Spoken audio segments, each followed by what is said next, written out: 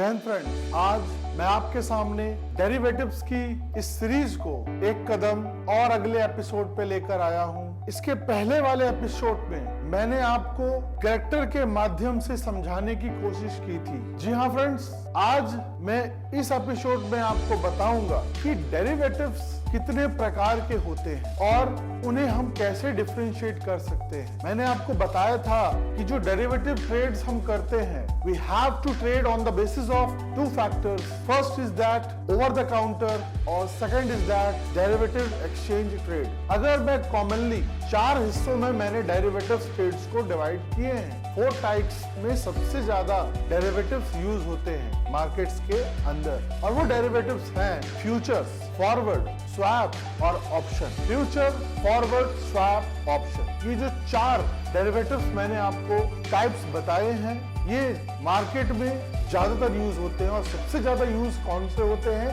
Options and futures. जो swap है और जो फॉरवर्ड है, ये दोनों जो डेरिवेटिव्स हैं, ये कस्टमाइज डेरिवेटिव्स है, ये स्टैंडर्डाइज नहीं है। बट जो सबसे ज्यादा यूज होते हैं with the help of exchange trade, वो है फ्यूचर्स और ऑप्शन। आज मैं बात करूंगा फॉरवर्ड की। ये फॉरवर्ड क्या है? मान लीजिए कि मिस्टर ए और मिस्टर बी दोनों के बीच में एक कॉन्ट्रैक्ट होना है, और वो कॉन्ट्रैक्ट है गेहूं के ट्रेड को लेकर। वो गेहूं को बाई और सेल करेंगे आपस में। मिस्टर ए को सेलर के तौर पे और मिस्टर बी को बायर के तौर पर रखा गया है। अब फॉरवर्ड्स, आप समझ रहे हैं कि एक कदम आगे, फॉरवर्ड यानी प्रेजेंट की तो बात हो नहीं रही है, बात हो रही है आगे की। तो मिस्टर ए को ऐसा लगता है कि आने वाले महीनों में जो मैं गेहूं बेचूंगा मिस्टर बी को, उसके दाम गिरने वाले, और उसने अपने रिस्क को कम करने के लिए, प्रॉफिट को बढ़ाने के लिए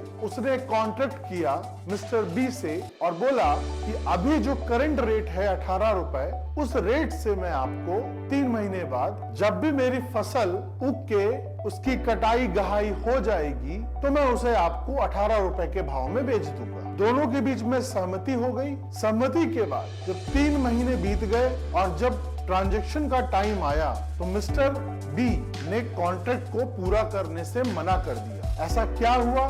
ऐसा इसलिए हुआ, जो गेहूं की फसल हुई थी, मिस्टर ए ने कॉन्ट्रैक्ट किया था मिस्टर बी से, बी ने उस कॉन्ट्रैक्ट को पूरा करने के लिए मना कर दिया। मना करने का कारण ये था कि गेहूं के जो दाम मार्केट में थे वो और गिर गए, वो हो गए 15 रुपए, और इस 15 रुपए होने के कारण उसको 3 रुपए पर किलो में नुकसान हो रहा था, और इसीलिए उसने इस कॉन्ट्रैक्ट को पूरा करने से मना कर दिया। ये जो कॉन्ट्रैक्ट इन दोनों के बीच में हुआ था, ये यहाँ पर ये कस्टमाइज था, यहाँ पर कोई स्टैंडर्ड प्राइस नहीं था, एक रेगुलेटरी बॉडी नहीं थी जिसको सेबी जैसे, SEBI security exchange board of India जो निगरानी करती है, वो इसमें नहीं करती है। ये ट्रेडिशनल एक्सचेंज करने का तरीका है डेरिवेटिव्स का। सेम ये जो एग्जांपल मैंने आपको बताया ए और बी के ट्रांजैक्शन को, फॉरवर्ड इसी को ही कहते हैं। यहाँ पर दोनों ने फ्यूचर में एक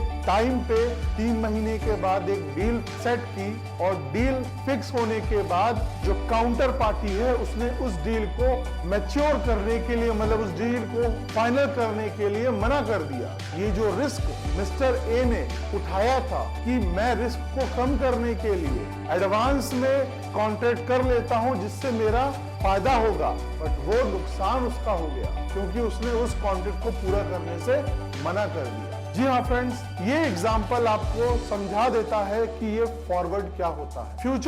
फ्यूचर्स को मैं अगले वीडियो में बताऊंगा कि फ्यूचर्स क्या होते हैं। फॉरवर्ड्स एक प्रकार से, जो फॉरवर्ड्स होते हैं, एक प्रकार से traditional way of derivatives trade है।